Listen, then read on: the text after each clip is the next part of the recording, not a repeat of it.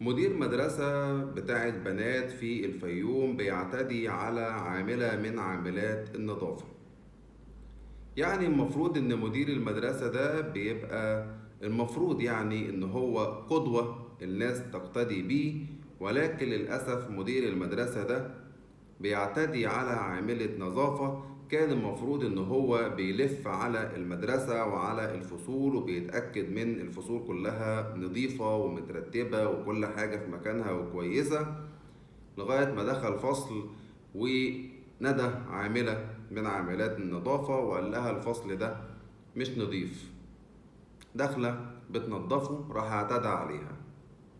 طبعا موقف كارثي. الأمن بتاع المدرسة هو كمان اللي اكتشف الموضوع دوت. وضع مأساوي ووضع كارثي. طبعا وزارة التربية والتعليم أقالت مدير المدرسة ده خالص، ولكن المفروض ان ما يتمش اقالته بس وان هو يتحبس عشان حق العاملة بتاعت النظافة دي الغلبانة اللي اكيد مش هتعرف تاخد حقها يرجع لها. الإقالة مش كفاية للأشكال الزبالة اللي زي دي.